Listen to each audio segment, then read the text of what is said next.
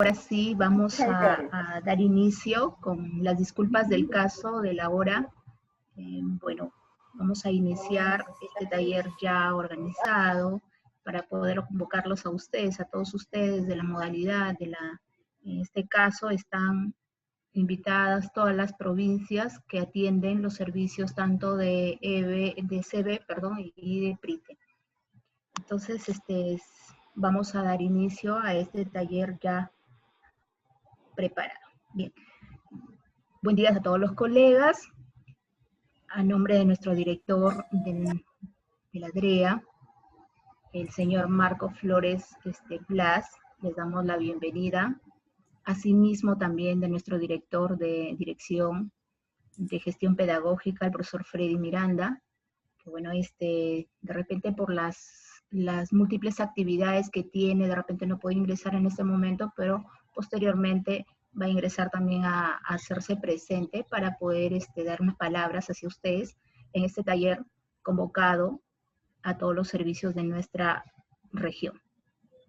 Bien, con el ánimo de seguir fortaleciendo todas estas capacidades propias de que nosotros abordamos a nuestros estudiantes con las diferentes necesidades educativas especiales, se nos surge obviamente poder seguir fortaleciendo a la vez, ¿no?, todas estas capacidades.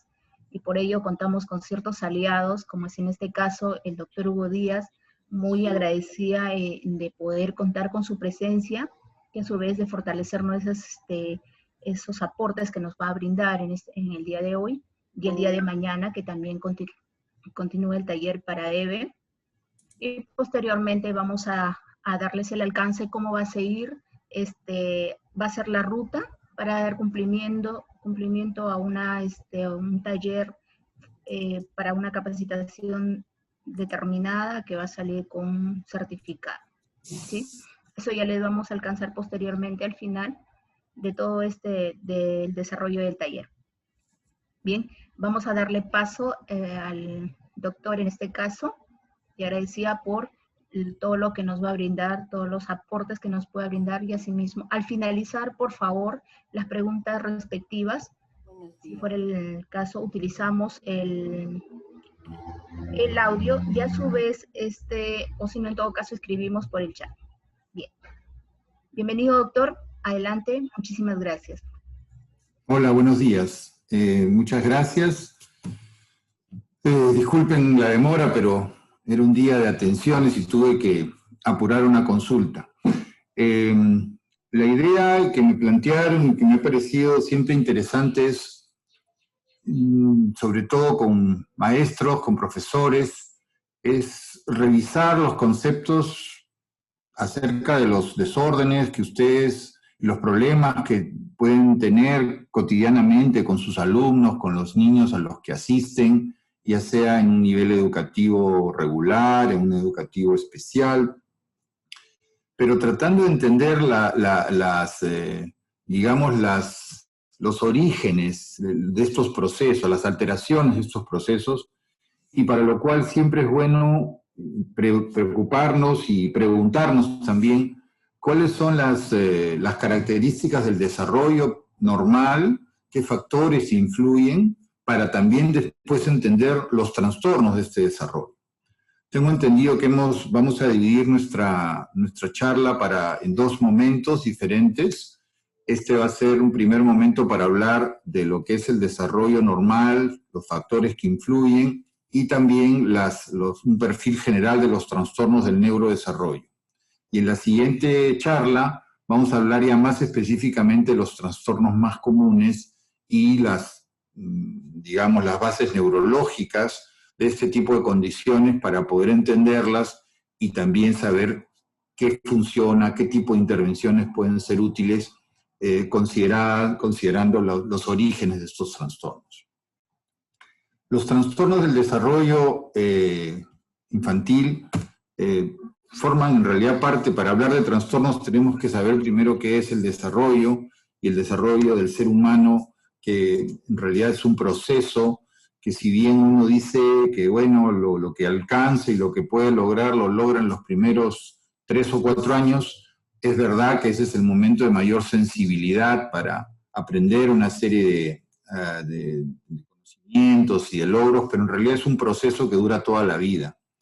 Entonces, lo que podamos ver en los primeros, el momento de mayor, digamos, sensibilidad que tienen los niños para aprender, no quiere decir que el proceso acaba o que ya llegamos a un punto donde no va a poder seguir aprendiendo más. El proceso del desarrollo humano es un cambio, continuidades y cambios que se dan desde la concepción hasta la muerte, en realidad. Este título de este libro, que disculpen que esté en inglés, pero esa es la única versión que existe, lo que dice es la base de una serie de conocimientos que se han implementado durante este siglo, que se han agrupado algunas décadas de investigación, como la década del cerebro, la década de las enfermedades neurológicas, etc. Pero este libro y este título resume un poco lo mejor de las investigaciones en los últimos años. Cómo trasladar de las neuronas al vecindario, que es lo que dice el título, de las neuronas al vecindario, lo que está detrás de la ciencia del desarrollo infantil temprano. ¿Qué factores, cómo entender el desarrollo infantil, cómo entender los factores que condicionan algunas habilidades, el desarrollo de ciertas áreas en los primeros años y qué factores pueden actuar en contra?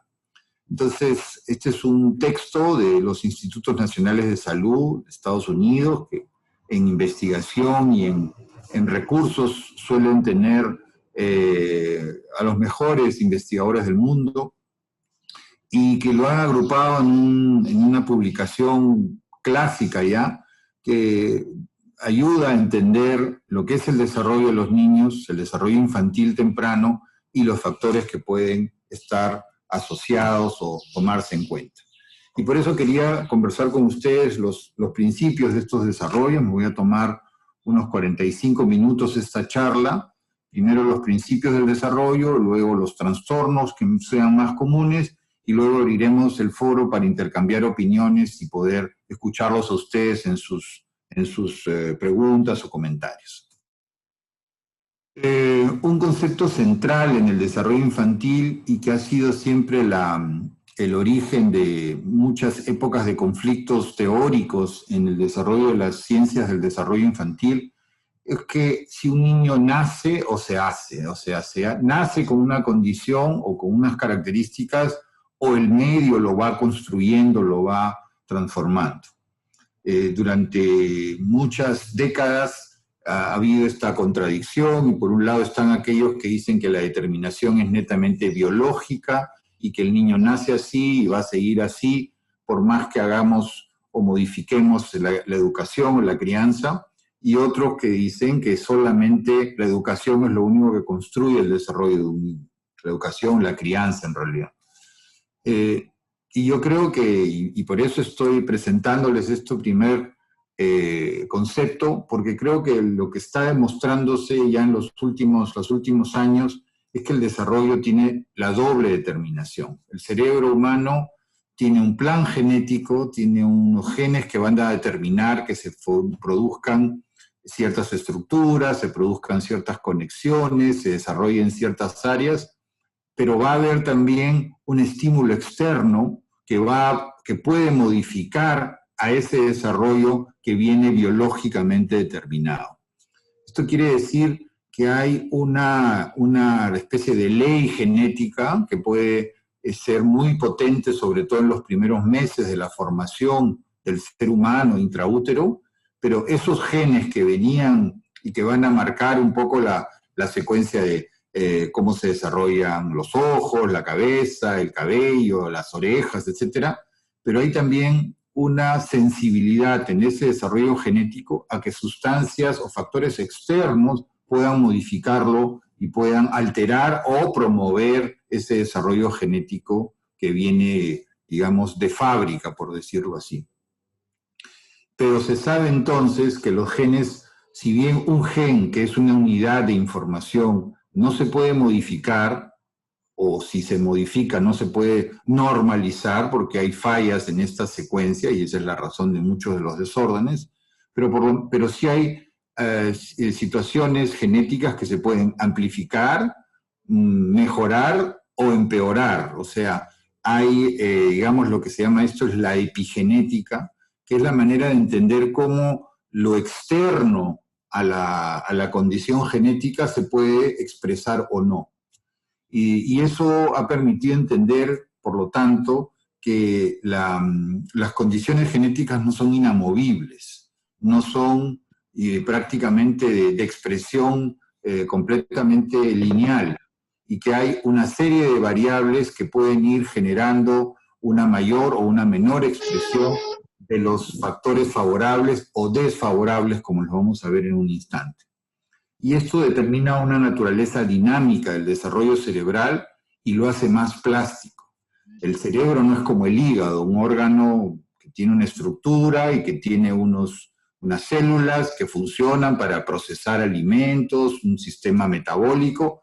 Usted saca un pedazo de hígado y lo puede poner en otra persona, y ese hígado, si hay compatibilidad inmunológica, va a volver a hacer el mismo trabajo. Igual un riñón, un pedazo de piel, y otros órganos que tengan una actividad más restringida. El cerebro va cambiando con cada persona. Por lo tanto, algo muy particular del ser humano en el cerebro es lo que se llama el fenómeno de la neuroplasticidad o plasticidad del sistema nervioso. Cómo se puede adaptar, cómo puede aprovechar ante ciertas dificultades, desarrollar otras conexiones, otros mecanismos para compensar lo que probablemente algún mecanismo genético haya impedido. Entonces, este principio es fundamental para entender la determinación de ciertas sustancias, la determinación de los factores que influyen en el desarrollo infantil temprano.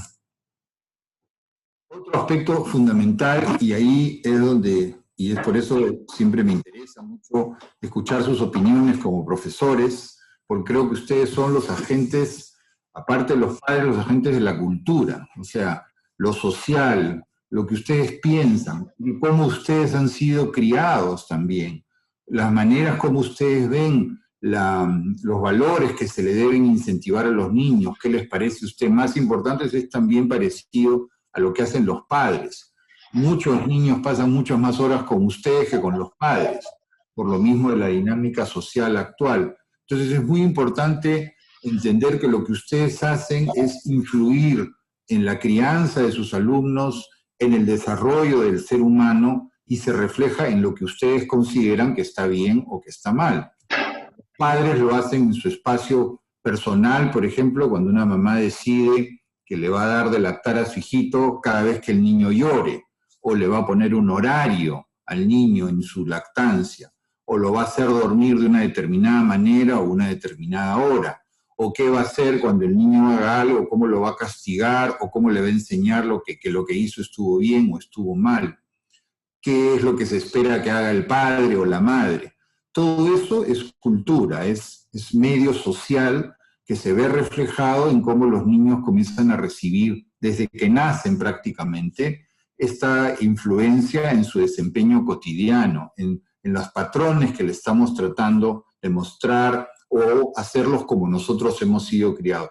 Y ya cuando el niño o la niña va al colegio o a la educación inicial, comienza entonces también a recibir los valores que ustedes les están tratando de dar de la cultura, de las reglas, de los límites, de la espera, del cariño, del abrazo, todo lo que se da en una relación humana más estructurada como es a nivel de la escuela. Entonces, el colegio, la escuela, es un lugar donde la cultura influye en cómo se desarrolla este ser humano. Y esto se refleja, como dice el título, en las creencias y prácticas de cómo criarlos sanamente para nuestra cultura. Y eso es lo que hay que cambiar e ir revisando, porque la cultura va cambiando, los modelos culturales van cambiando, y tenemos que ir aprendiendo a reconocer cuáles son los valores más favorables o menos favorables para no tener consecuencias como lo que ustedes y yo estamos viendo lamentablemente hoy día cuando prendemos la televisión y vemos este caos en el que estamos por un conjunto de personas que no cumplen con lo que se han comprometido y que tienen a un país en vilo sin importarles mucho la parte de nuestros sentimientos y nuestras emociones. No han incorporado lo que son valores, reglas, responsabilidades. y eso se genera y se ve cuando uno es adulto también. Disculpen que me salga del tema. Otro concepto central en el desarrollo infantil es el concepto de la autorregulación. Es un concepto fundamental que tiene que ver con el ser vivo en realidad. Nosotros los seres humanos nacemos con muchas dificultades para autorregularnos. De hecho, cuando nacemos no podemos alimentarnos. Si tenemos hambre, lo que hacemos es llorar para que nuestra madre o nuestra cuidadora nos haga, digamos, nos alimente y nos proporcione el cuidado, el abrigo, el cariño, el abrazo, la sensación de protección que un niño requiere en los primeros años de vida. Y la regulación, que esto da sea un fenómeno de regulación como un mecanismo de adaptación. O sea, yo comienzo a llorar y obtengo un resultado. Mi mamá viene, me cubre o me da el biberón, me da el seno materno y con eso me alivio. Entonces sé que mi llanto comienza a tener una consecuencia y comienza a haber una reacción. Y eso a eso se refieren los mecanismos de regulación. El ser humano tiende a autorregularse y es importante que además esa sensación que el niño, con la cual el niño nace, con la cual el llanto inicialmente es el mecanismo de decir tengo hambre, tengo sueño, tengo sed o algo por el estilo, al inicio tiene que haber alguien que lo interprete, alguien que esté atento a ese niño. Si ese niño, creo que hay un micro prendido, no sé si lo podrían apagar. Estoy escuchando niñitos. Gracias. Cuando un niño tiene la capacidad y es satisfecho, comienza a regularse y adaptarse adecuadamente de una manera regular, sana, a un entorno que le proporciona seguridad, que le proporciona tranquilidad.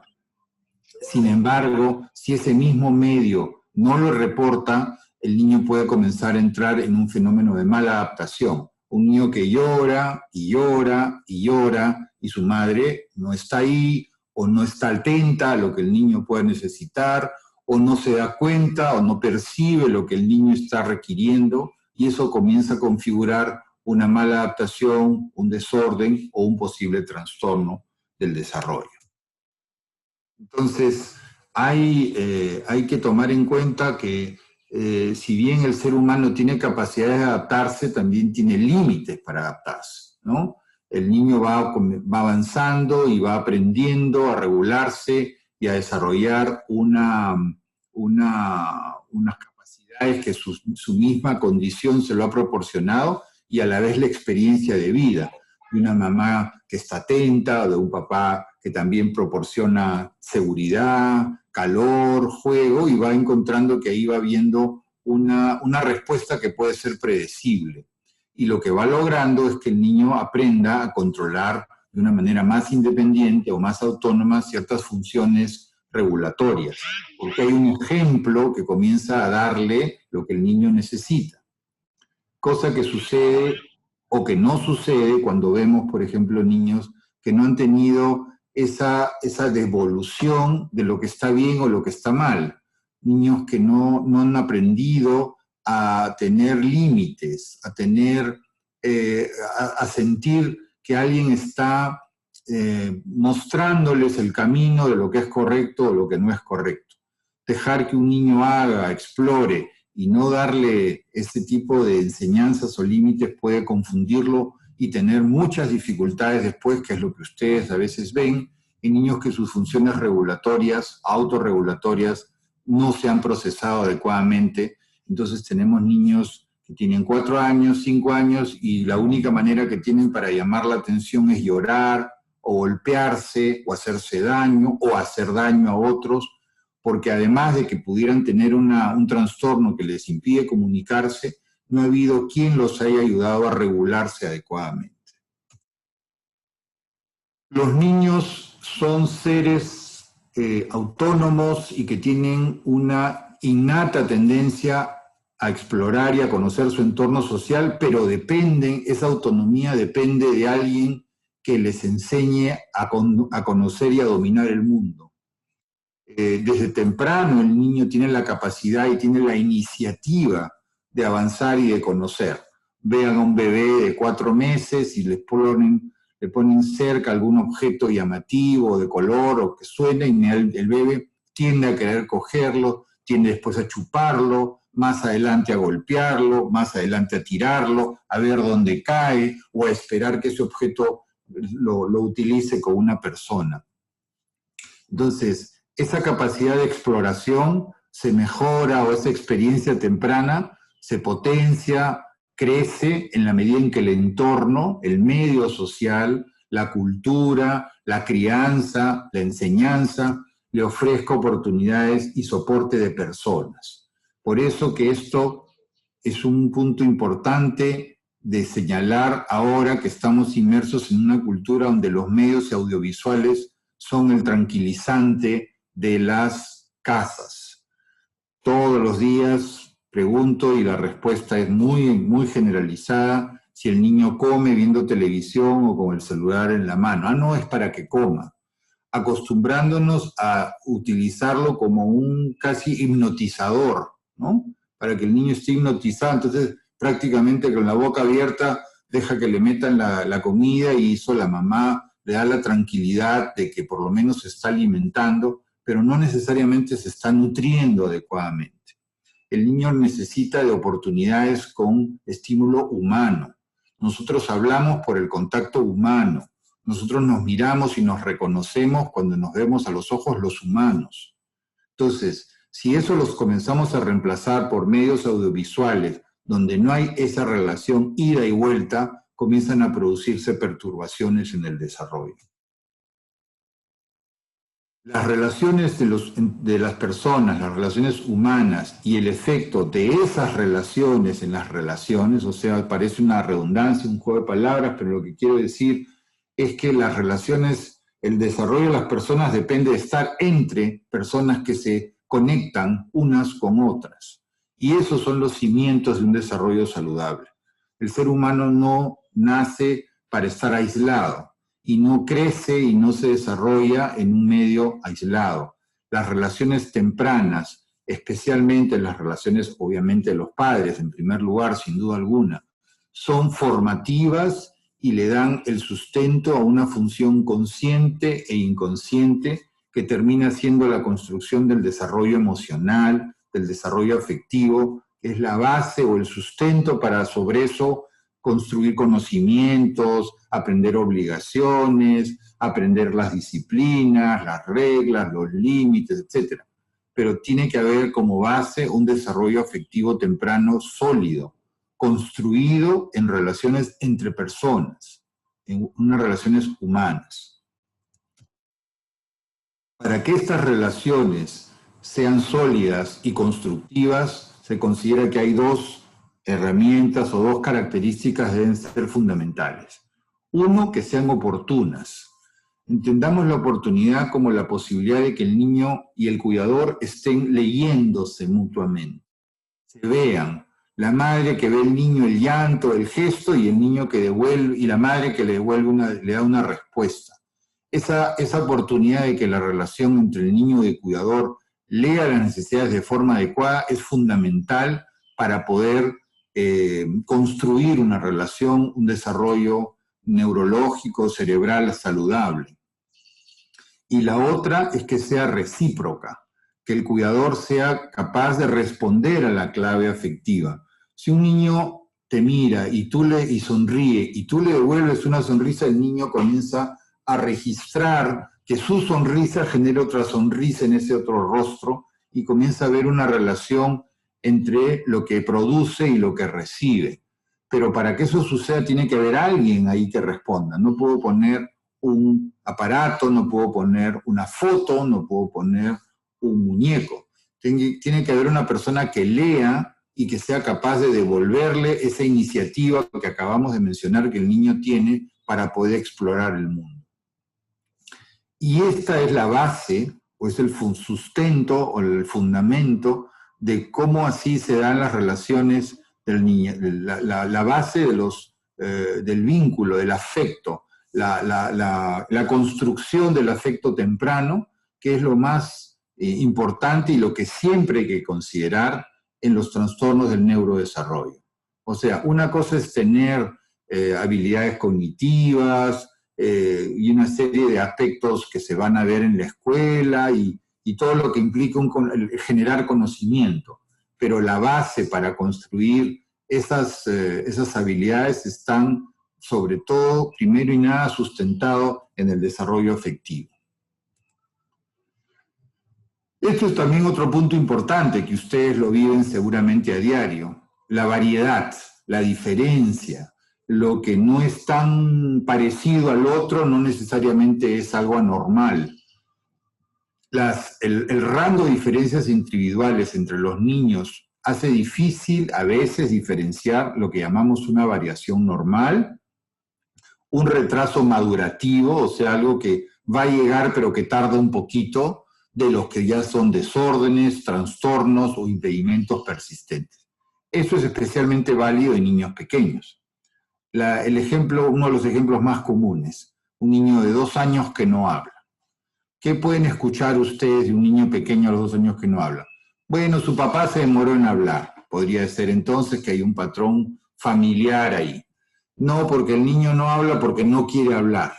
O sea, hay un asunto de voluntad del niño. Ya va a hablar, no te preocupes, porque así son los hombrecitos, como que hay una cuestión, digamos, genética en esto.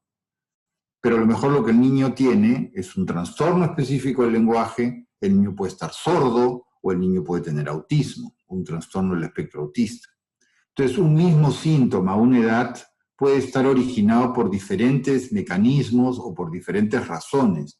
Y eso es lo que hay que tener siempre la mente abierta para considerar que ante una variación de lo normal haya que ver si efectivamente ya va a hablar, si veo que este niño, estoy hablando ya más en el caso médico, cuando evalúo, ¿no? Un niño que a los 2 años no habla, pero lo veo sonreír, entra y me mira, le tira una pelotita, un carrito y juega conmigo, se esconde detrás de las piernas de sus papás cuando yo me acerco porque no me conoce, todo lo que me parece dentro de lo adecuado, pero excepto el hecho que el niño no hable.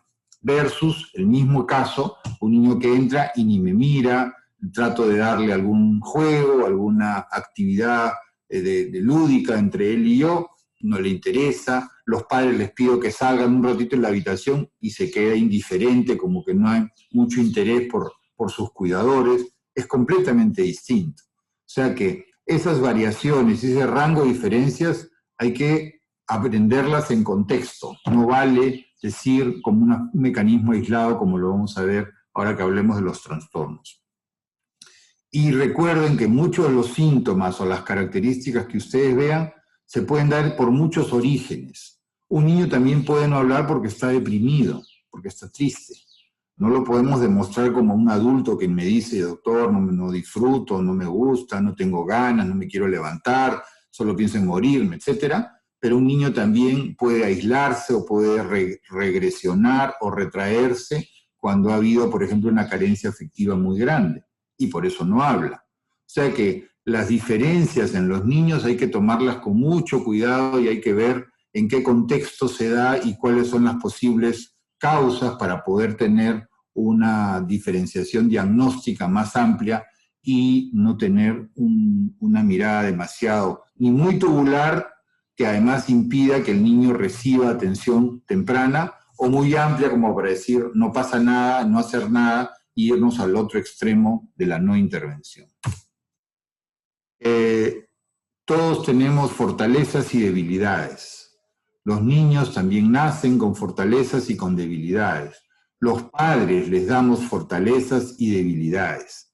Eso se llama atributos de vulnerabilidad o de dificultades o de fragilidades y de resiliencia, de capacidad de adaptarme y sobrellevar el efecto negativo de una situación.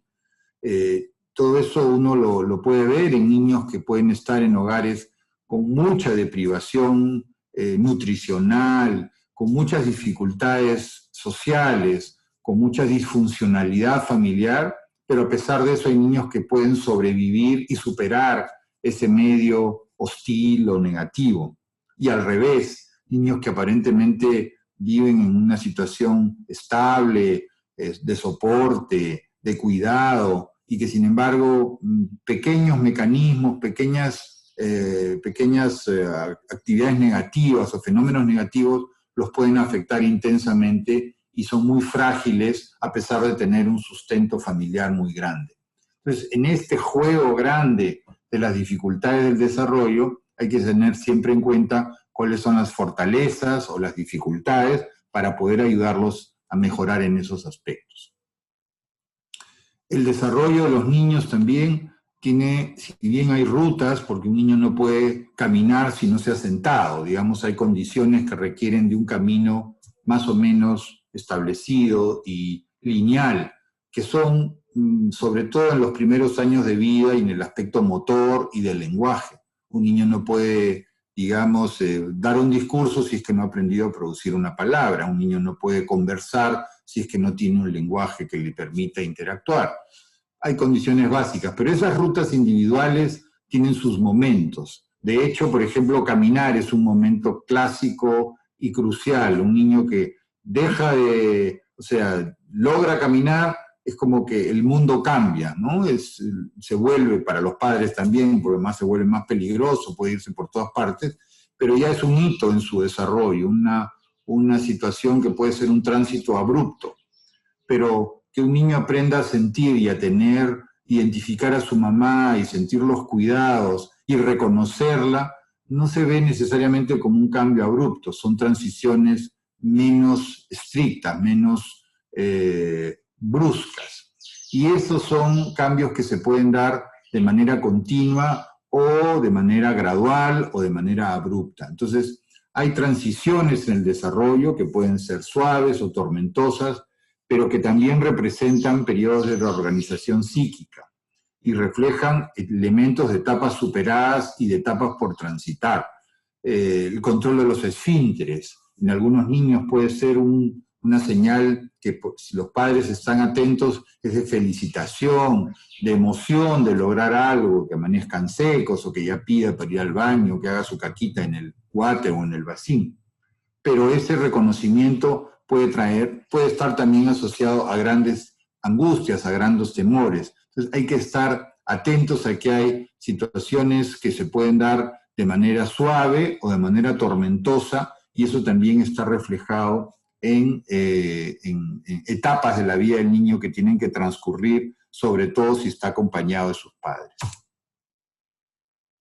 El tiempo de las experiencias tempranas importa, pero el niño en desarrollo sigue estando vulnerable a riesgos y abierto a influencias desde los años tempranos hasta la adultez. Lo que ustedes, el ejemplo, la intervención o las recomendaciones que ustedes hacen en los primeros años son fundamentales, porque eso ayuda a una rápida consolidación de habilidades esenciales, pero permite también una mayor flexibilidad a lo largo de la vida y ajustarse a situaciones cambiantes. Hay lo que llamamos los periodos sensibles, por ejemplo, el lenguaje. Sin duda un niño que tenga un medio que lo ayude y que lo estimule en los primeros años va a ayudar a que ese plan genético del lenguaje se instale más temprano y más adecuadamente. Pero no quiere decir que si no lo logra a una determinada edad, no lo va a lograr más.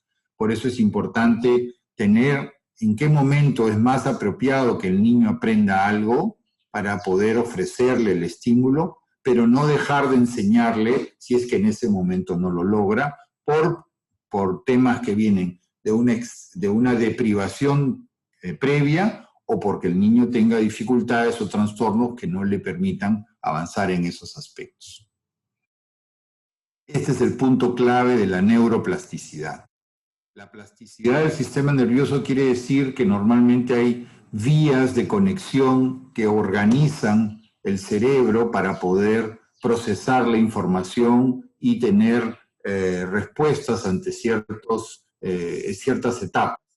Pero, por ejemplo, si se produce un daño o una lesión o ese sistema no se estimula adecuadamente, se pueden encontrar con otros mecanismos, con otro tipo de estimulación, que pueden ser las terapias, que pueden ser los métodos educativos. Se puede reestructurar de ciertas funciones, ciertas habilidades que aparentemente están muy perturbadas, pero que pueden encontrar caminos alternativos para lograrse. A eso que se le llama plasticidad del desarrollo o neuroplasticidad, evidentemente varía inversamente con la maduración. Es más difícil encontrar esos mecanismos en un niño cuanto mayor es.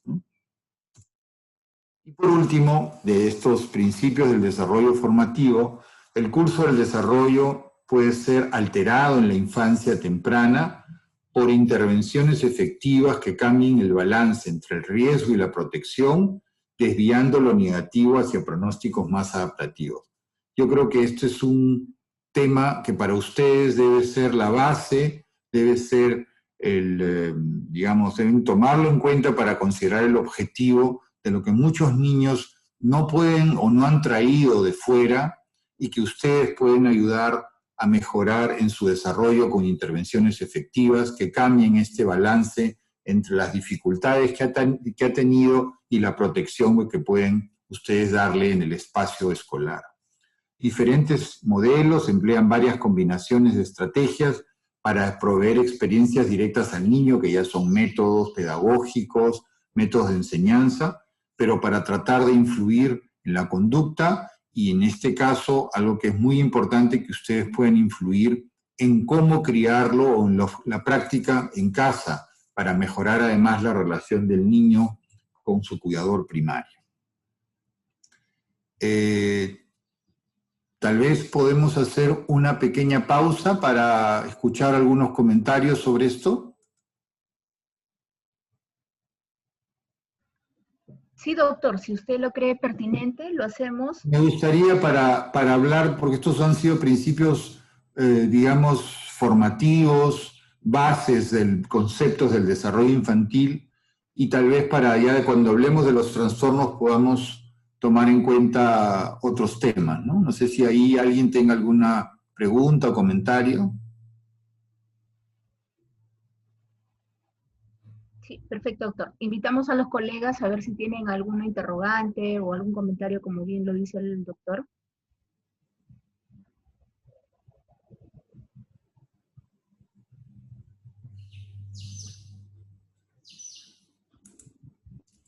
Sí, podrían activar los audios si en el caso fuese que alguien tuviera algún comentario o algún aporte.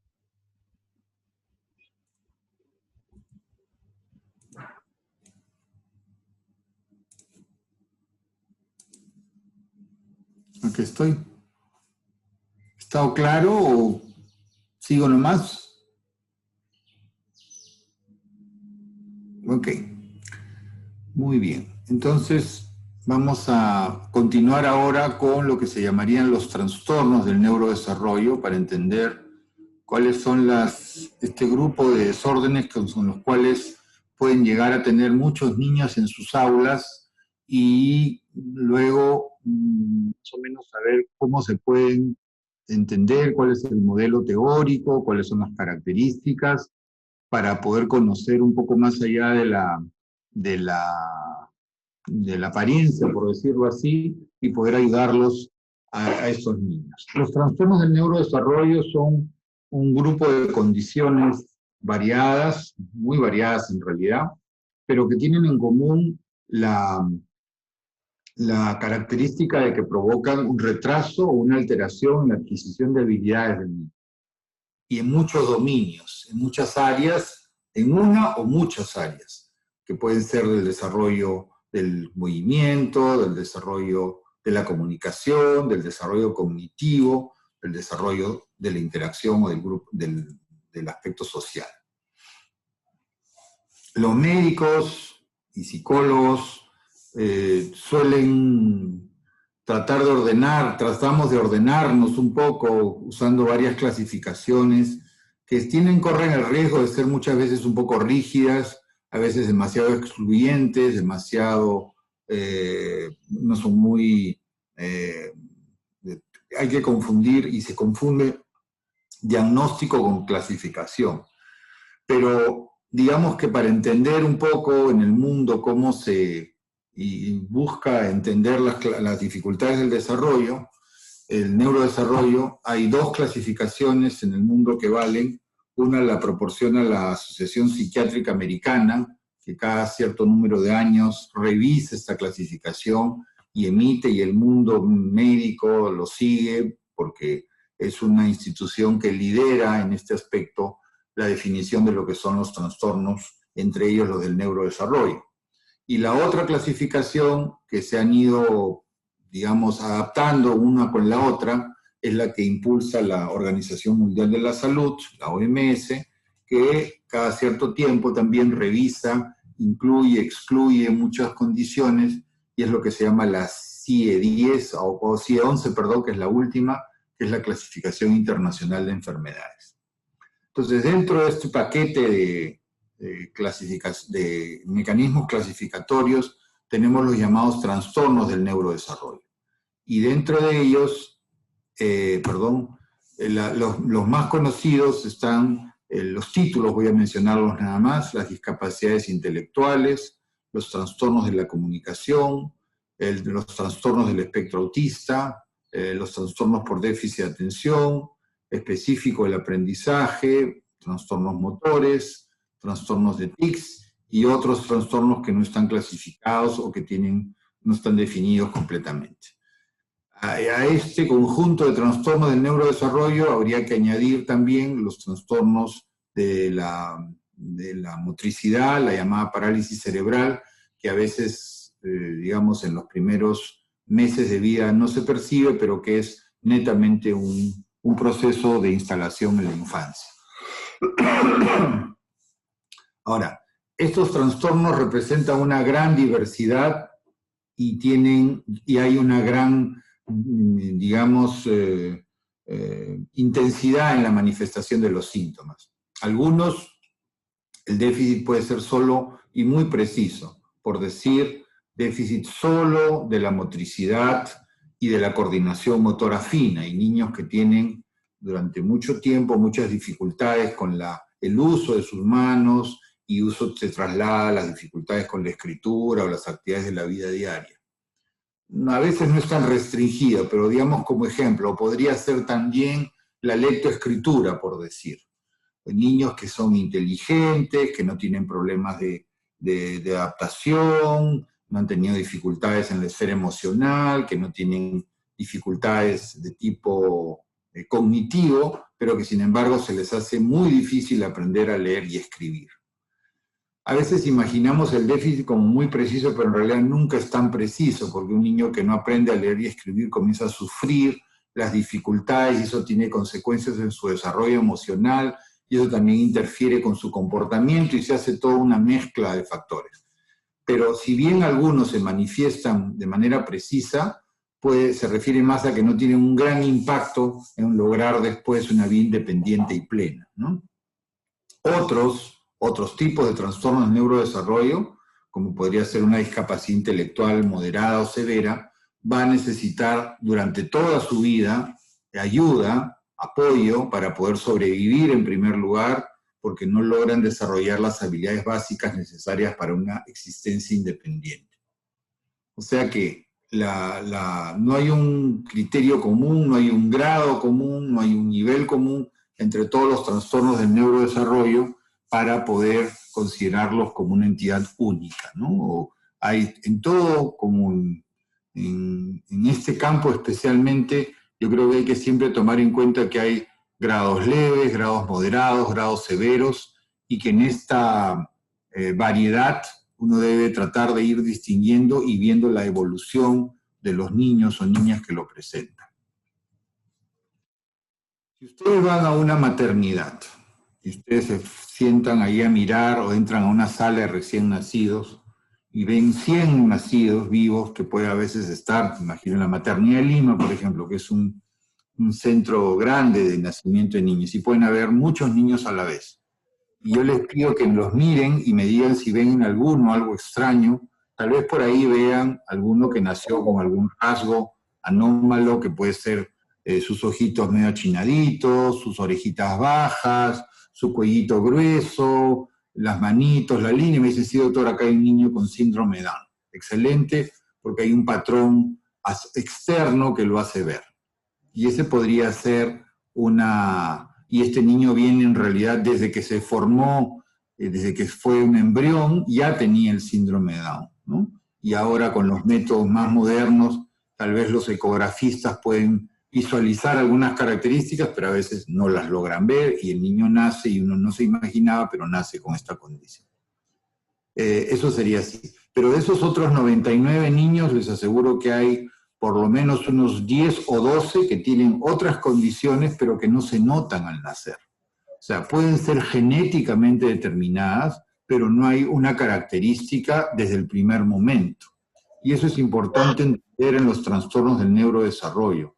Se pueden, bien, se expresan a lo largo del tiempo, pero no necesariamente la causa se da en este momento.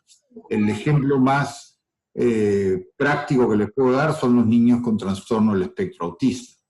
Tienen características, pero al inicio no se notan, o se van notando de manera gradual, que hacen pensar incluso que algo está empeorando y hay una enfermedad que se está agravando, lo cual no necesariamente es cierto. Y esa misma condición que se expresa tempranamente puede ser, digamos, en un grado que más adelante se considere como leve, moderado, severo, y que pueda o no tener una gran repercusión a largo plazo. Por eso es importante que los trastornos del neurodesarrollo se detecten tempranamente, lo más tempranamente. Y si bien a veces no se puede delimitar y utilizar una categoría diagnóstica que a veces no es posible desde muy temprano, por lo menos sí sirve para mejorar, primero para plantear la condición, plantear una intervención y mejorar el pronóstico. O sea, todos los trastornos del neurodesarrollo, todos, desde los más, digamos, el síndrome de Down, que podríamos decir, que es el ejemplo más común de los desórdenes cromosómicos, que tiene no lo van a poder cambiar, no vamos a poder dejar de tener síndrome de Down. Pero un niño con síndrome de Down puede tener una evolución mucho más favorable que otra si es que ha habido una adecuada o no ha habido una adecuada intervención. Entonces, todas estas características que se pueden identificar tempranamente, que se presenta como alteraciones en el desarrollo general, un niño que no camina, que no gatea, que ya tiene una edad y no logra ciertos objetivos de la motricidad, un niño que parece no estar muy atento a lo que sucede, un niño que no sigue con la mirada, un niño que no desarrolla el lenguaje a partir de cierta edad, un niño que se distrae, que tiene problemas en su comportamiento, muy irritable, muy sensible, etcétera, etcétera. Todo este tipo de características pueden responder a trastornos del desarrollo y por lo tanto hay que averiguar, hay que buscar una explicación, unas características y poder plantear estrategias que sean apropiadas para cada niño. Dentro de los principales síntomas tempranos de los trastornos del neurodesarrollo tiene que haber un tiempo de duración de estos síntomas para considerarlos. No puede decir que un niño tiene un retardo porque se ha demorado 15 días en algo que debía por edad haberse sucedido. Hay muchas características que son propias, pero hay que darle un tiempo para aclararlas, que estén o no evolucionando a lo largo del tiempo. El desarrollo general, lo que puede estar asociado es un retardo del desarrollo global. Por ejemplo, los niños que tienen un nivel intelectual con un nivel por debajo de lo normal, una discapacidad cognitiva moderada o severa, generalmente todas las áreas de su desarrollo están comprometidas y en la mayoría podemos ver que están por debajo de lo que se consideran los rangos de la normalidad. Otro aspecto puede ser solo en lo motor, niños que van desde un desarrollo motor con una torpeza motora leve o moderada de todo el organismo, de todo el cuerpo, de solo las manos, de solo ciertos movimientos, hasta niños que no tienen capacidad de moverse de manera voluntaria o que no pueden controlar su movimiento de una manera apropiada. Lo que podríamos llamar en un extremo un niño torpe, un síndrome o el trastorno de la coordinación, del desarrollo de la coordinación, perdón, hasta los niños con un parálisis cerebral infantil. Otros problemas que también pueden considerarse como trastornos del neurodesarrollo en el aspecto de la percepción, es el aumento, la hiper o la hiposensibilidad a los estímulos sensoriales.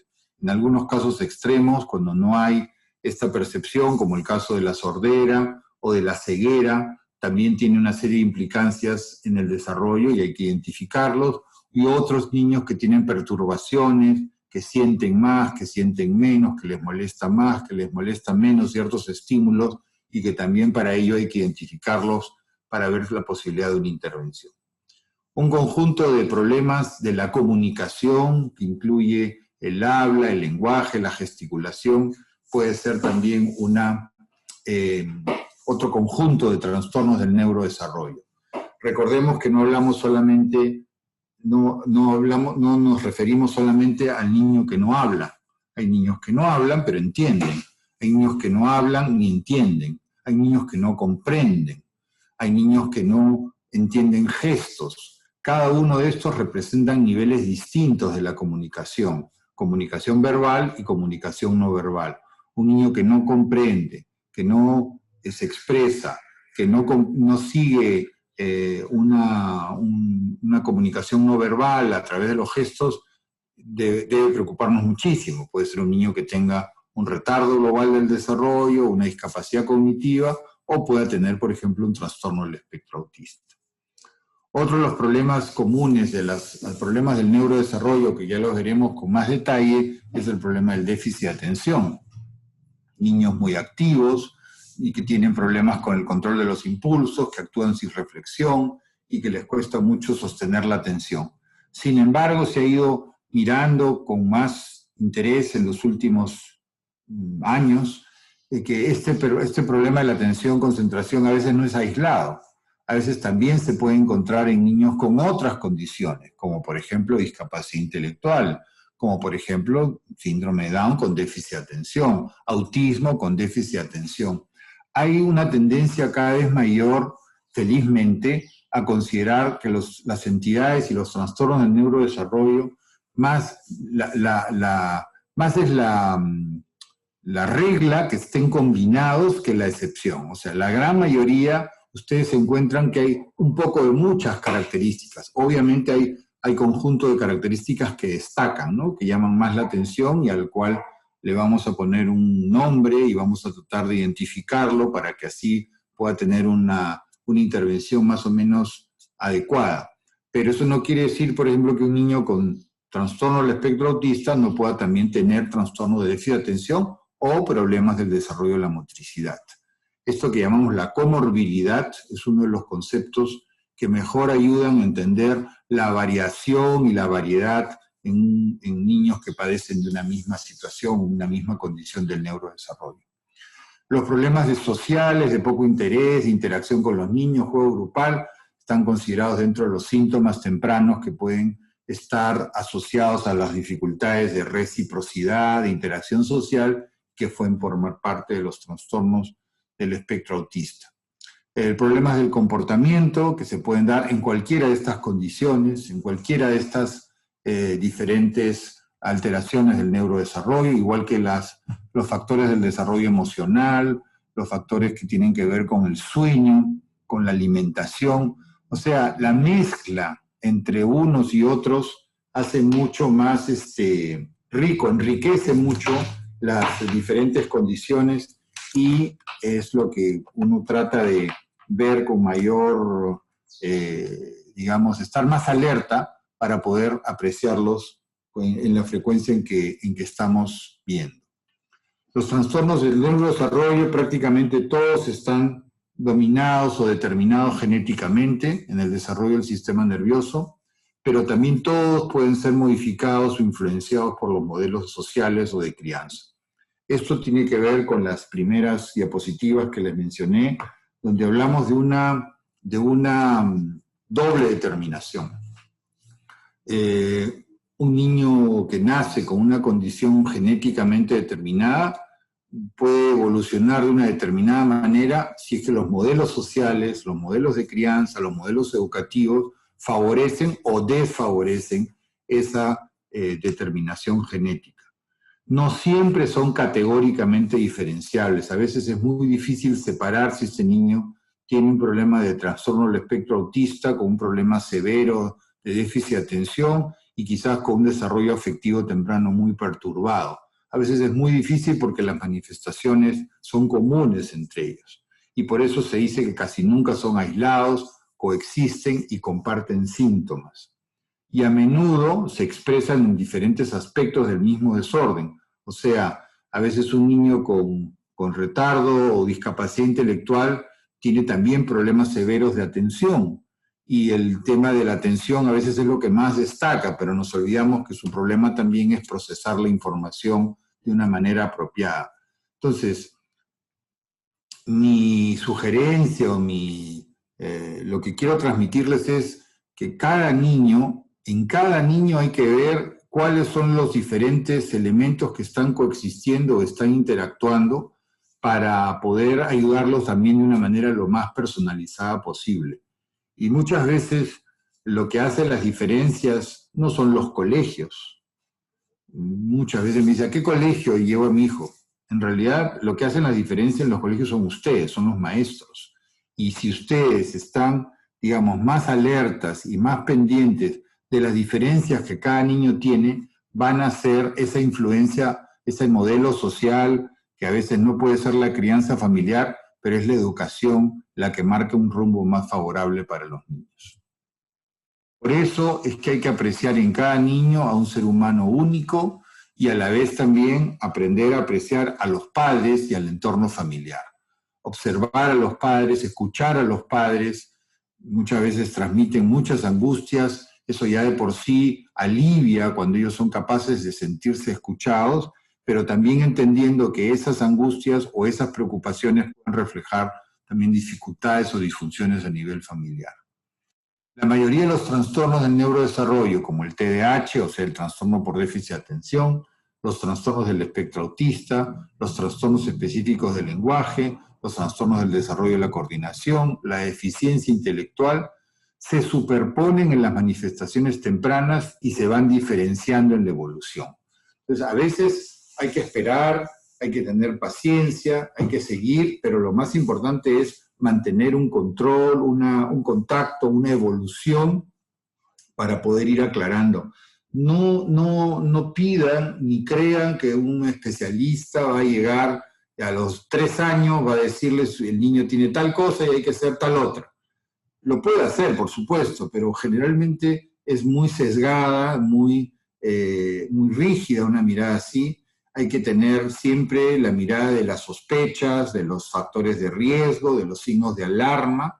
Claro que hay una edad donde las cosas se van a aclarar, pero hay que mantener la observación en el tiempo para poder ir viendo el perfil hacia dónde se va dando. Por eso es que la coexistencia de síntomas y desórdenes es la regla más que la excepción.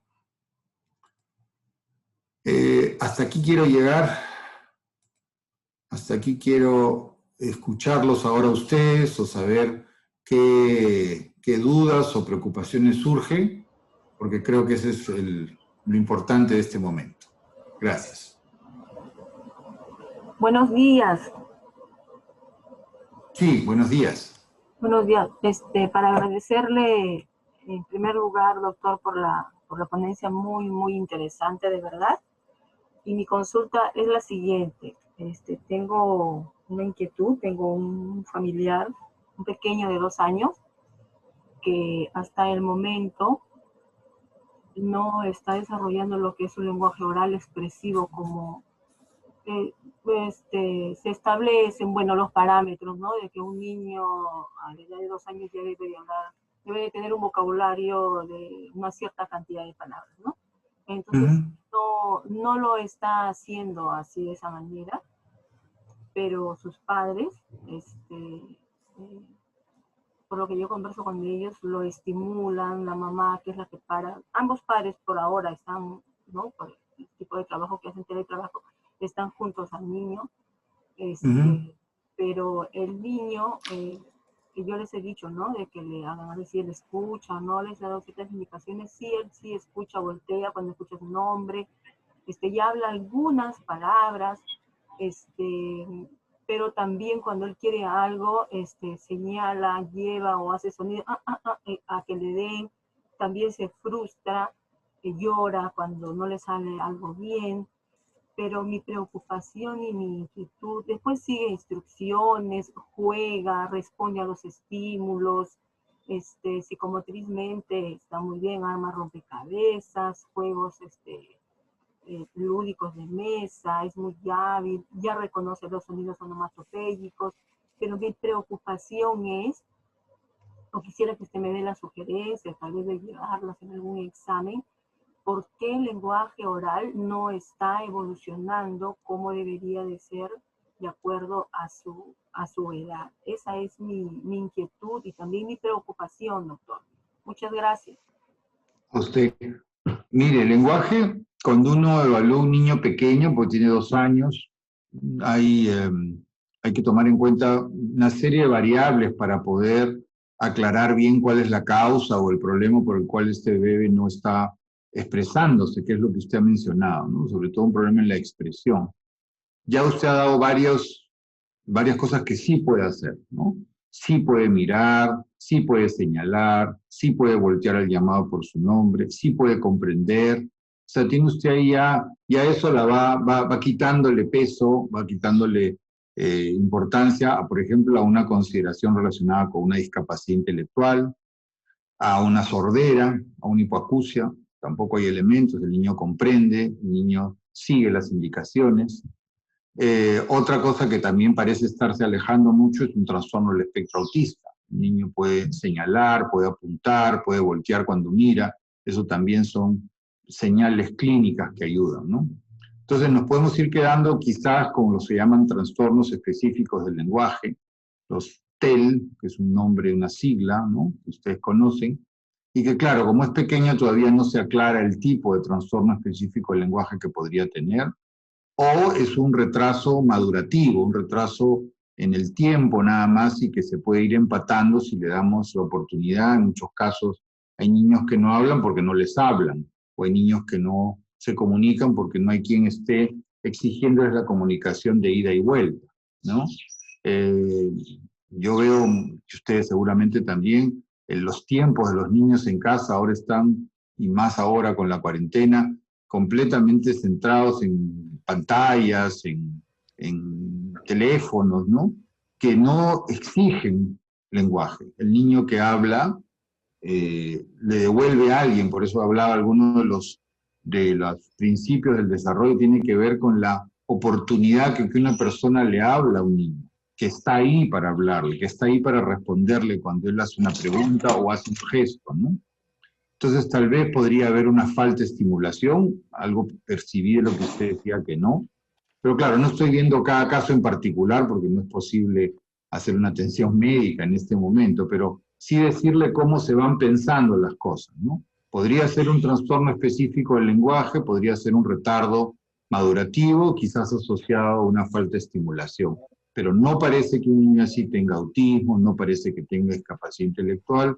Descartaría, siempre es bueno ver la parte auditiva, a pesar de que parezca que escucha, asegurarnos de que el proceso de la audición esté normal y esperar y sobre todo trabajar en una interacción muy cercana de que los padres, cada vez que puedan estar en casa, le den tiempo, se tiren al suelo a ponerse en el rango de la mirada del niño y que comiencen a hablarle y decirle y poner nombre a las cosas de una manera más intensiva para ver si el bebé puede comenzar a entender las palabras, lo que significan sobre todo, que esas son las dificultades que tienen que asociarse con el desarrollo, ¿no? Sí.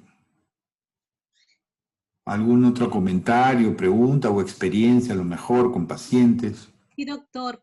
Gracias.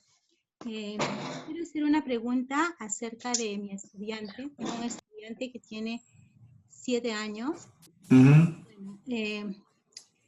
Acerca del trastorno de las TICs.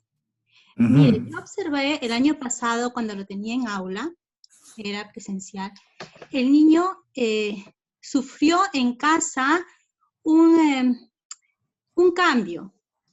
que esto le produjo, yo sospeché que era la parte emocional y empezó con los ojos, de pronto empezó que cerraba y cerraba los ojos, ¿no? Y esto duró por un espacio de una semana. Bueno, conversé con su tía, porque era su tía quien estaba a cargo de él. Entonces me dice, sí, profesora, yo no entiendo por qué ha empezado. Mire, desde que se ha ido con su mamá, ha estado con su mamá una semana y ha venido así. Ahora, yo estoy tratando de corregir, sí le digo, porque yo también estoy tratando de corregir en aula, de que no haga eso, tratando de hacer que olvide, porque parece que cuando él está solo o sin hacer nada, él empieza con los ojos que los cierra. Bueno, eso se superó. Poco a poco se fue olvidando. Ahora, este año, cuando la tía me ha estado mandando evidencias, el niño se le ha visto normal, pero hace 2 semanas falleció su mamá, que aunque no ha tenido la visitaba por días, así a la mamá, bueno, igual, ¿no? El niño sabe que su mamá ha fallecido. Entonces, en la última evidencia que me ha mandado, he vuelto a notar, ¿no?, que el niño nuevamente está cerrando los ojos, está haciendo ese tic durante la actividad. Digo tic, disculpe, está cerrando y cerrando los ojos, ¿no? Entonces, yo le pregunto a usted, ¿puede darse esto por ese tipo de emociones que el niño ha sufrido? Porque yo lo relaciono, me acordé el año pasado que también fue una experiencia así, el niño se fue con la mamá y regresó con este movimiento de los ojos. Ahora que su mamá ha fallecido, como que ha habido cambios en la casa y todo, nuevamente lo he podido percibir, aunque no he conversado todavía con la tía ahora, pero porque el video lo he visto recién el día sábado que me lo envió y lo he visto cerrando y cerrando los ojos. Entonces yo le pregunto, ¿usted se puede dar por motivos así de cambios o motivos emocionales, doctor? Gracias. Bueno, usted ha tocado un tema, digamos, cómo relacionar síntomas físicos con factores emocionales, y efectivamente en los niños hay una gran variedad de situaciones y movimientos involuntarios que muchas veces están asociados a cambios emocionales. Los tics son movimientos bien restringidos, o parpadeos, o movimientos de la boca, del cuello, los hombros, y que se consideran como movimientos repetitivos y que tienen un patrón y una duración. Los tics aislados, se les llama aislados cuando es solo de un segmento del cuerpo, ¿no? Como el parpadeo que usted ha referido. Todos los tics, los aislados o los más generalizados, todos tienen factores que los empeoran y factores que los alivian. Por ejemplo, el sueño. Para que un niño se pueda considerar que tiene tics, hay que mirarlo cuando duerme, ¿no? Un niño que duerme y que no tiene ningún movimiento involuntario, entonces se puede corregir, se puede sacar como conclusión que tiene, por ejemplo, tics. Y sin duda alguna, los movimientos involuntarios y los tics simples están asociados en muchas personas a factores de tipo emocional, sobre todo de ansiedad. Entonces, y uno de los factores que más los empeora es hacérselos notar.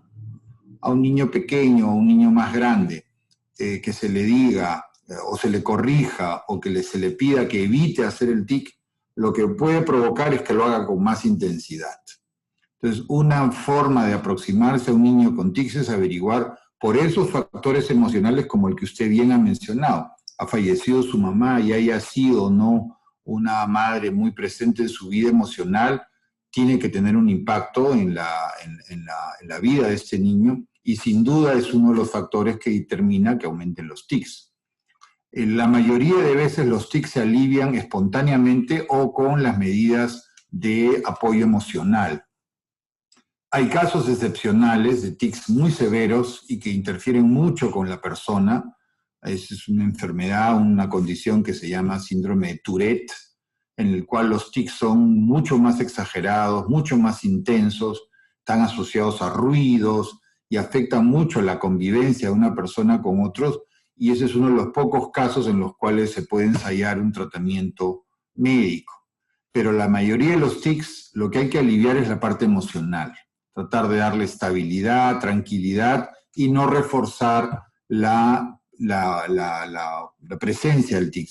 Una persona con tic, cuanto más usted lo observa directamente, porque lo puede virar de costadito a ver en qué momento se nota más, pero si lo ve directamente como para confrontarlo con su movimiento involuntario, va a empeorar, ¿no? Así que sí, efectivamente, el tic puede ser un reflejo de mecanismos de tipo emocional. Doctor, disculpe. Y esto, entonces, quiere decir que estos movimientos involuntarios se pueden adquirir en cualquier momento, o no. Como le digo, según la tía dice que él nunca ha presentado esos movimientos hasta, bueno, esos cambios que se han dado. El tic se puede presentar en cualquier momento. Hasta de adulto podemos empezar a tener tics. A veces se ven como movimientos repetitivos, levantar el hombro, algunas obsesiones, algunas actividades estereotipadas, hacer ruidos. Sí, es frecuente que se vea a lo largo de toda la vida y generalmente se asocia a etapas de mucha ansiedad, ¿no? Muchas gracias, doctor. Nada.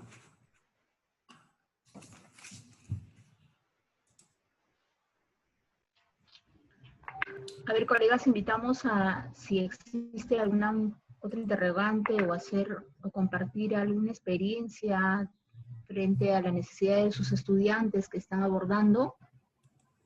Sí, buenos días o ya buenas tardes, ¿no? Sí, adelante, adelante. Doctor, una consulta. Dígame. Conozco a un niño que desde muy pequeño cuando le he escuchado hablar a usted sobre los sueños, ¿no? Cuando está dormido hace un ruido como el así como quejándose de algo, y siempre conversaba con la mamá y me decía que era seguramente porque quería orinar, lo levantaba, lo hacía orinar, pero cuando era pequeño. Ahora que ya es adolescente, me dice que sigue teniendo ese ruido. Cuando duerme, hay momentos, no durante todo el tiempo que duerme, sino en ciertos momentos que vuelve a hacer ese ruido y ya está hace un jovencito, ¿no? Y él sigue haciendo así por un poquito de largo de tiempos, ¿no? Entonces, doctor, mi consulta es... Este es un chico al que usted nunca lo ha visto dormido, le ha contado la mamá, supongo, ¿no? No, sí es un familiar, y cuando hemos tenido reuniones, el ok. pequeño... Ok.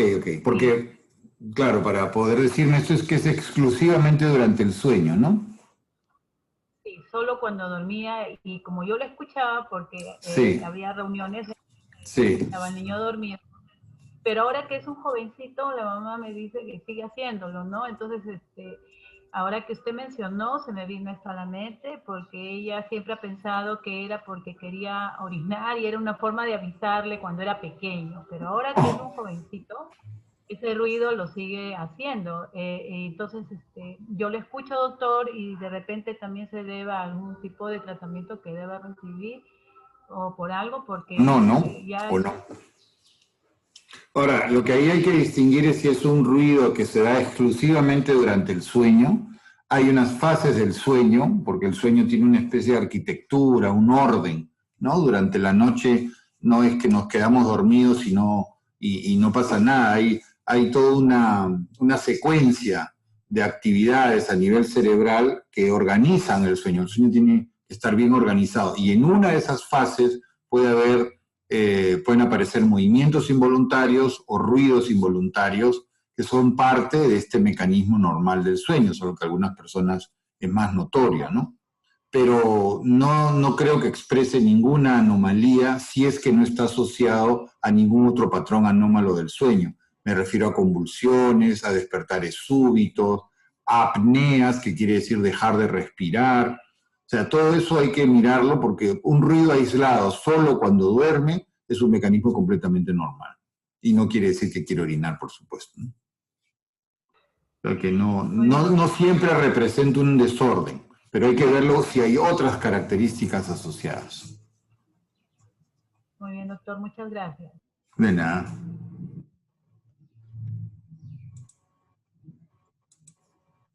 Tal vez alguna otra experiencia con alumnos o con familias para tratar de compartir algunas circunstancias que a veces uno Me queda marcado, Doctor ¿no? Hugo. Sí, buenas tardes. Doctor, una consulta. Dígame. Buenos días o buenas tardes. Hola. Ya. Buenas Quisiera tardes. saber un poquito sobre lo que es el autismo leve o autismo en la niñez. Quisiera saber si este tipo de autismo con el tiempo permanece en el estudiante o qué medidas se pueden tomar. ¿Cómo es cuando los niños le diagnostican el autismo en la infancia y cuando son jóvenes? ¿Cómo es? ¿Cómo tratarles? ¿Seguir evaluándolos? Gracias. Bueno, le voy a hacer, la respuesta va a ser muy específica, digamos, muy simple, porque en realidad es parte de la segunda parte, que tenemos 2 sesiones, ¿no? Entonces la segunda sesión va a ser justamente para hablar de los trastornos específicos, ya de trastornos los más frecuentes o los más importantes. Y uno de ellos, por supuesto, es el autismo. El autismo, el trastorno del espectro autista, para decir el término más exacto, es un conjunto de una variedad de síntomas, es un espectro. Y hay, como usted dice, los casos leves, donde las características... Uy, perdón, ¿pueden apagar el micro? Disculpen. Cintia, ¿puedes apagar tu micro, por favor? Ya, gracias. En donde las manifestaciones no interfieren mayormente. La levedad va a depender del lenguaje, de la comunicación. Cuanto más comunicación y lenguaje tienen en un niño, más leve puede ser la condición.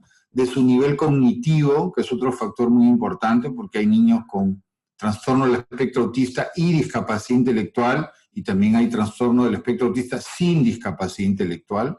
Por lo tanto, ese nivel cognitivo va a estar a favor o en contra según la condición para ayudar a que tenga un cuadro más leve. Y esa sería un poco, y la capacidad de autonomía, de valerse por sí mismo. Estamos hablando de niños ya más grandes, ¿no? Al comienzo, en los primeros años, no tiene mucha importancia y no es posible tampoco diferenciar el grado. Un niño de 2 o 3 años no quiere decir que todos van a seguir el mismo camino porque en ese momento tengan características comunes, o sea, que no se comunican, no interactúan y tienen un juego repetitivo.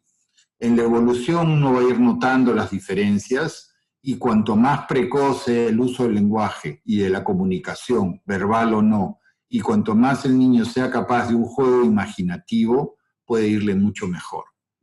Hay un porcentaje de niños con autismos, trastorno del espectro autista leve, que si uno lo sigue a lo largo de los años, un porcentaje que no es poco, pues el 20%, dejan de ser percibidas las características más importantes, si es que la evolución y la intervención ha sido apropiada.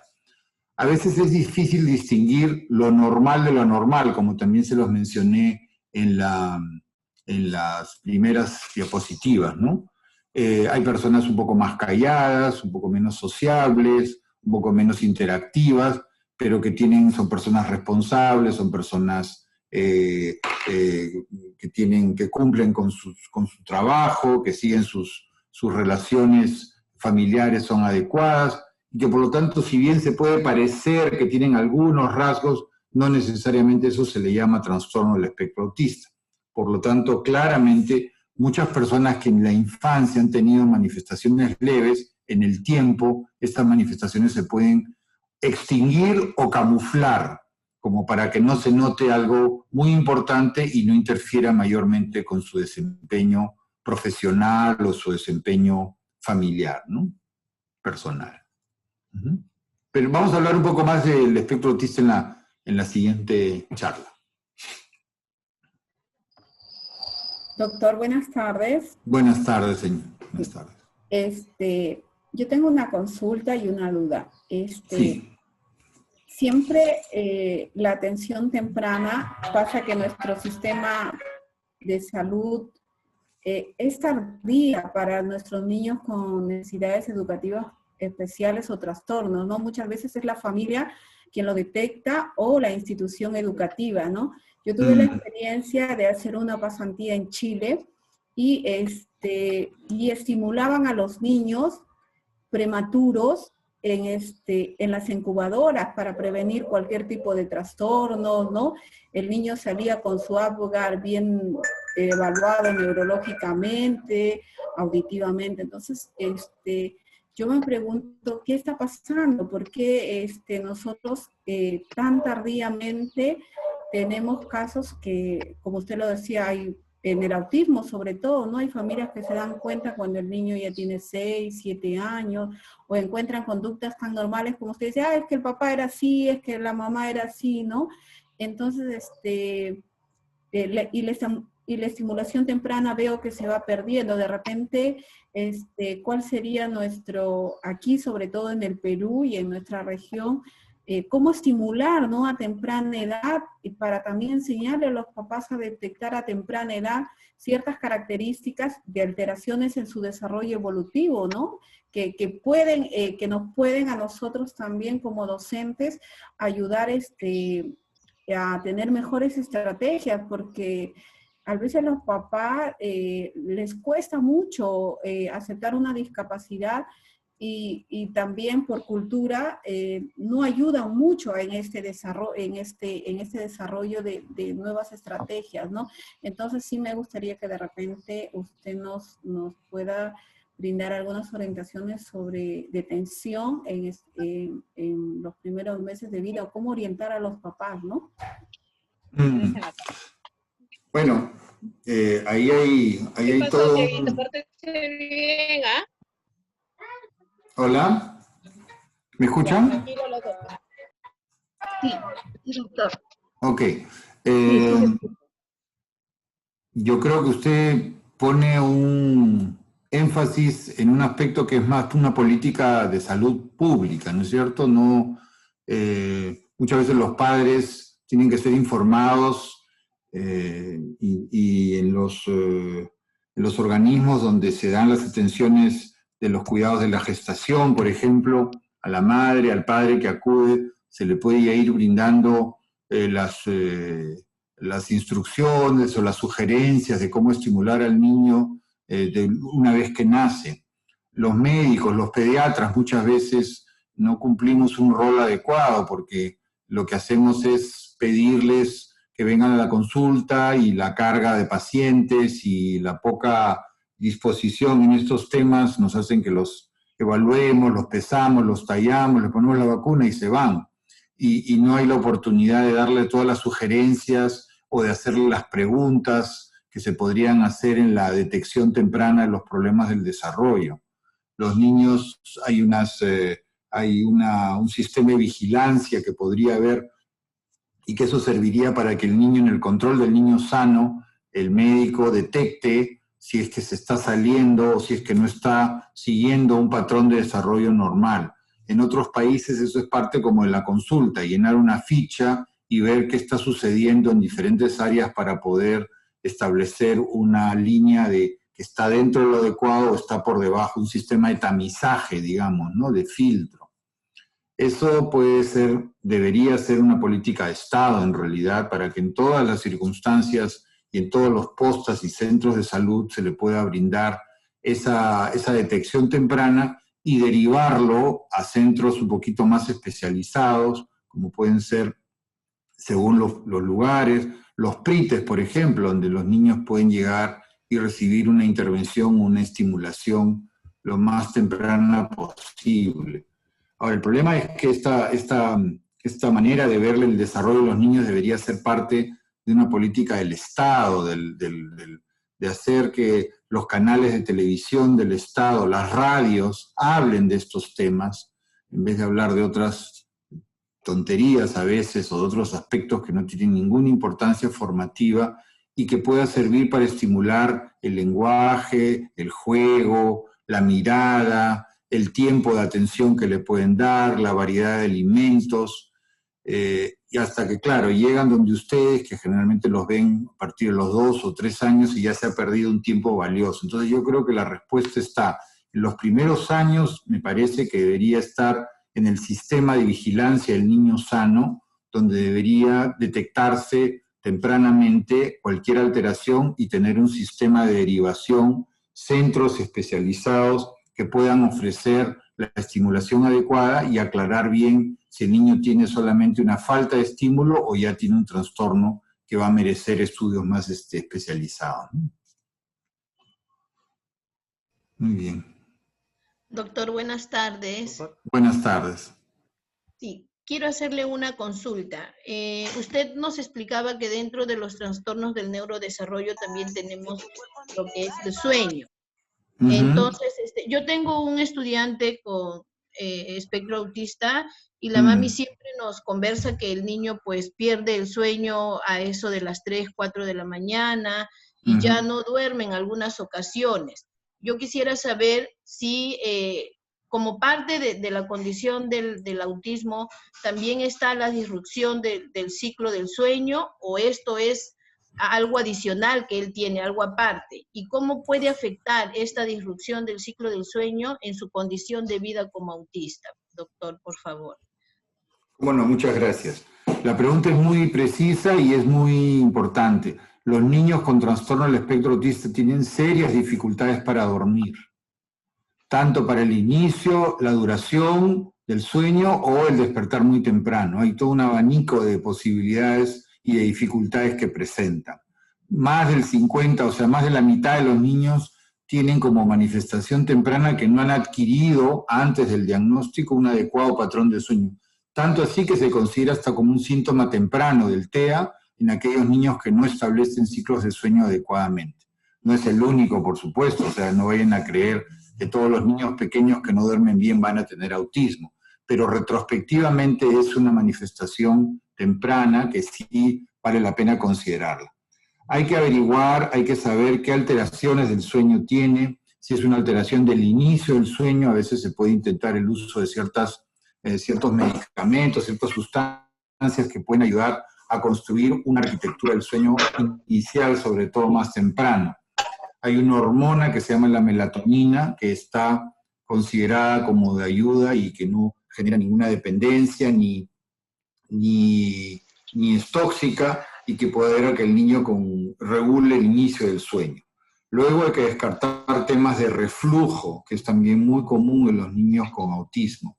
O sea, dificultades con el procesamiento de los alimentos que tienden a regresar en posición horizontal. Eso produce una sensación de ardor, quemazón, y eso puede provocar un despertar nocturno en mitad de la noche. Y eso también puede ser tratado. Después hay que averiguar si el niño puede estar sufriendo de episodios de apnea, o sea, que su respiración a veces se pausa durante unos instantes y eso se asocia con interrupciones del sueño y que efectivamente un patrón inadecuado del sueño sobre todo interfiere mucho con la conducta en el día. A veces la diferencia en el comportamiento es muy grande entre un niño con TEA y otro cuando uno tiene un buen sueño y el otro no. O sea que es muy importante que un niño con ese diagnóstico ver cuál es la causa, qué alteración del sueño de las que les he mencionado y otras más. Para eso es necesario referirlo a un especialista que pueda identificar cuál es el origen de esa alteración del sueño o decidir algún tratamiento para que eso no interfiera tanto con su comportamiento. Y sobre todo con la irritabilidad que muchas veces está asociada en los niños con TEA, ¿no? Bien, doctor, gracias.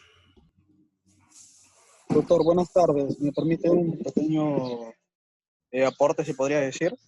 Sí, por supuesto, por favor. Hace un momento una docente mencionaba acerca de la situación, ¿no? De que a veces los padres se dan cuenta tardíamente, ¿no? Pero yo diría de que usted también mencionaba acerca que es parte de que debería ser de una política de Estado y todo eso, ¿no? Entonces, uno es lo que menciona usted, también podría decirse de que, de cierto modo, existe también como una dejación, podríamos llamarlo, por parte de los padres de familia también, en el llevar realmente un control de niño sano o una adecuada atención de sus hijos para poder ser detectados tempranamente, ¿no?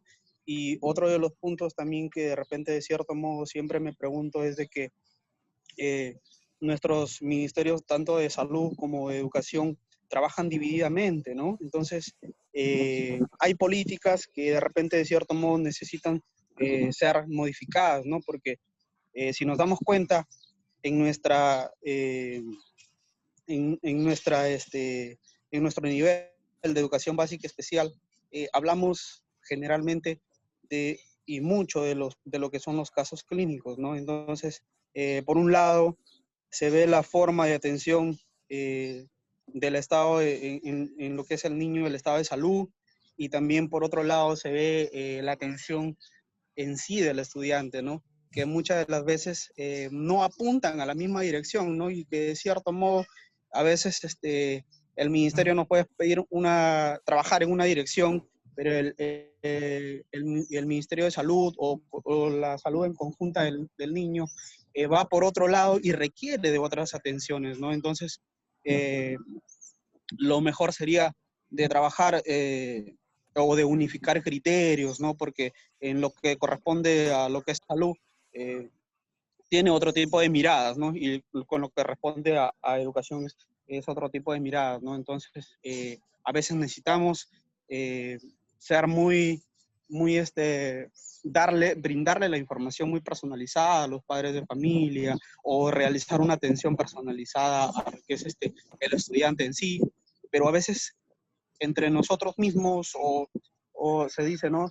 Entre el ministerio mismo a veces nos limita también dar ese tipo de atención, porque en nuestra región, por ejemplo, hay carencia de contar con este tipo de especialidades, se podría decir, ¿no? Entonces se nos dificulta un poco también el tener o el brindarle una atención o una asesoría como debería ser dentro del marco de lo que es la salud, la clínica y la educación para que trabajen en una misma línea, ¿no? Porque este divorcio, se podría decir, contempla que de repente se dé lo que usted mencionaba, ¿no? De que no hay, pues, ¿no?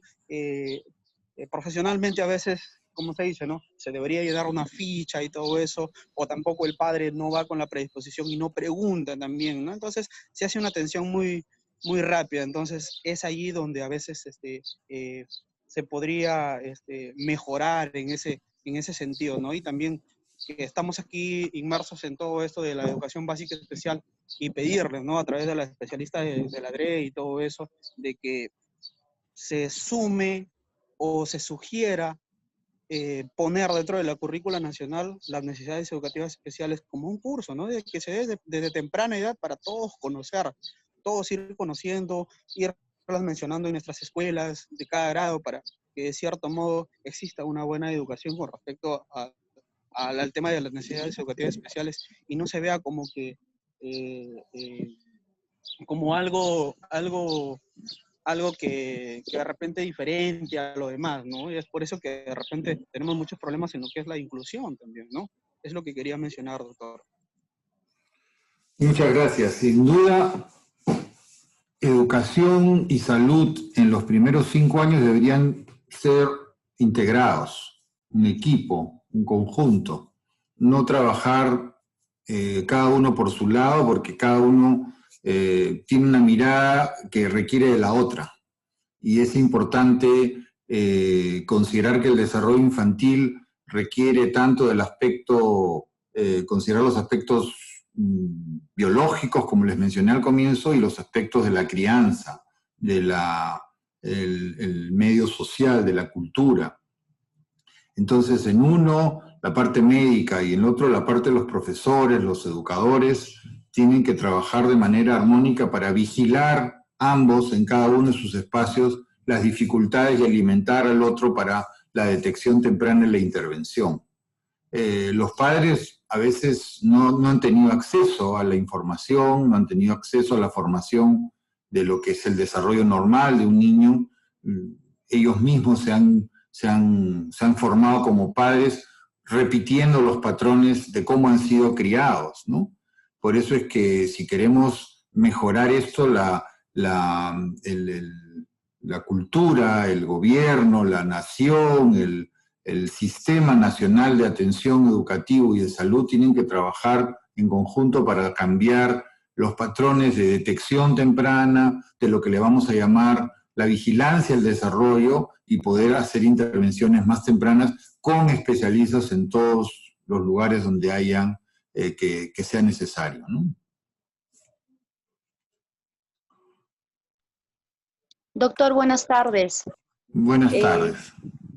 Doctor, sinceramente para agradecerle de verdad la charla que nos ha brindado hoy día, muy, muy interesante.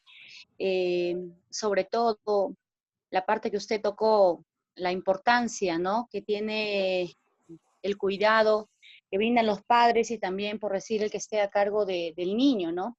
Para de repente no contribuir a aumentar, digamos, otra discapacidad, ¿no?, que se pueda asociar ya a la que tiene el niño, ¿no? Por decir, en mi caso he conocido varios niños de que, por decir, han ido gracias de repente a que el desconocimiento de los padres muchas veces contribuye. Por decir, hay una niña, en este caso, que yo conozco, por decir, la niña no convulsionaba, es una niña con parálisis cerebral severo, pero no convulsionaba. Los padres por trabajo del campo, con sorprendido todos los días, y es este motivo que ha hecho que la niña convulsione, y los padres se han dado cuenta que al encender la televisión la niña se altera y empieza a convulsionar. Entonces, le agradezco por la importancia que usted nos ha podido hacer llegar, esta contribución, ¿no?, de que tengamos el especial cuidado en nuestros niños, no solamente como padres, sino también como profesionales que trabajamos con estos niños. Muchas gracias, le agradezco bastante. Muchas gracias también por sus comentarios. ¿Alguna otra intervención? Buenas tardes. Buenas tardes. Buenas tardes. Tengo una inquietud. ¿Por qué se dice que es tan importante los 3 primeros años de vida del niño? ¿Importante para qué, perdone? Se dice que los 3 primeros años de vida es tan importante para el desarrollo cognitivo, la parte motor, en forma global.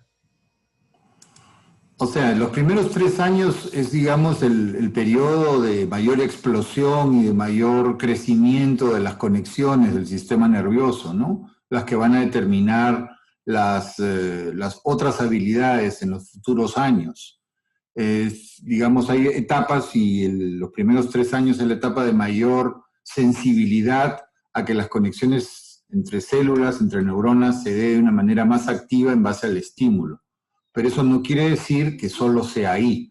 Hay niños que pueden demorar mucho en aprender en ciertos aspectos del desarrollo temprano, por dificultades, por deprivación, por falta de estímulo, lo que fuera, y pasado cierto tiempo el efecto de la estimulación puede ser menor, pero igual los resultados son buenos a pesar de que no sean en los primeros 3 años. Los 3 años son como es como un ícono, ¿no? Como un modelo de que hay que estimular todo lo que se pueda al niño temprano, pero eso no quiere decir que no pueda ser útil la estimulación después, ¿no?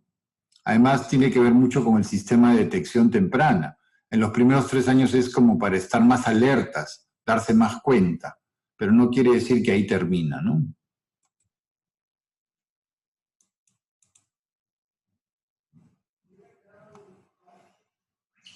Muy bien. Bien, colegas, creo que escucho otra intervención o alguien desea hacerla. O si no, vamos concluyendo esta primera sesión que tenemos establecido para el día de hoy. Y el día de mañana, por favor, sí ingresamos a las 9 de la mañana, doctor, establecido, como estaba establecido, sí, ¿no? Mañana, perdónenme, ¿era con profesores de educación básica regular? ¿Es lo que quedamos con, o seguimos con el mismo grupo ahora? Es con Eve, doctor. Sí. Con Eve también. Ok, o sea, es la segunda parte de lo que he hablado hoy día. Sí, perfecto. Ok, ya, perfecto, muy bien. Ustedes me mandan el link para conectarme, pues a las 9 voy a estar listo, no hay problema. Sí, doctor, no hay problema. Muchas gracias. Colegas, el día de mañana... Colega, por favor, no puede ser más temprano, porque a las 9 tenemos clases. A las 8 de la mañana. A ver, un momentito, Jaime, vamos a dar el agradecimiento al doctor por esa ponencia que nos ha abordado el día de hoy. Muchísimas gracias, doctor, por este aporte que nos ha venido dando, ya que sabemos que, bien es cierto, para nosotros sirve como base de todo nuestro actuar del día a día con nuestros estudiantes. Y mañana abordaremos otro tema ya más específico en la atención a los estudiantes con necesidades educativas especiales y todo lo que ha abordado el día de hoy. Sí, okay. Muchísimas gracias, doctor. Entonces, lo esperamos el día de mañana. Gracias. Bien, colegas, el día de mañana ingresamos a las 9, tal como estaba establecido. A ver, esto va a permanecer grabado, esta ponencia, el doctor, y asimismo también el día de mañana. ¿Por qué? Porque vamos a aperturar en el aula, en Aula Perú, perdón, el taller que va a concluir en una etapa de 20 días en promedio para concluir una certificación de 100 horas.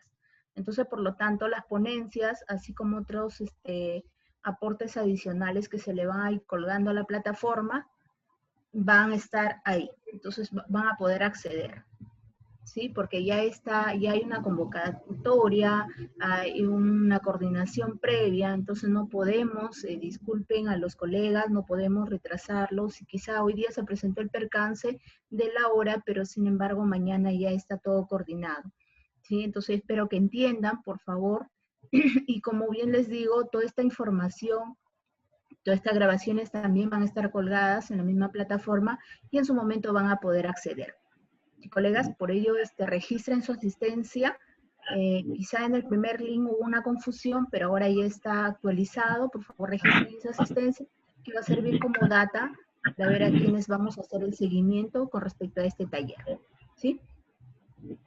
Entonces, le esperamos el día de mañana, a todos ustedes, 9 de la mañana, por favor, y ahí con las consultas pertinentes. Ya un tema un poco más específico, la atención de nuestros estudiantes.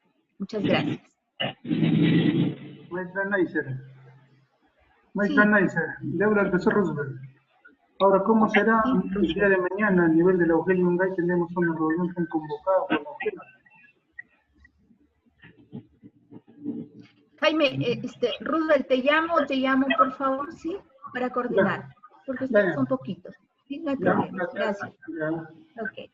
Una consulta. Esta reunión que hemos tenido hoy es...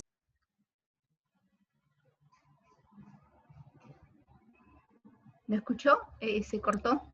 Sí, te decía que si esta reunión que hemos tenido hoy es la del documento que decía para el día 20, ¿o el 20 es otro documento? El día 20 es específicamente para educación básica regular. Por ello, el 6 y 17 es para ustedes lo de la modalidad. Ya, gracias. ¿Sí? Ok.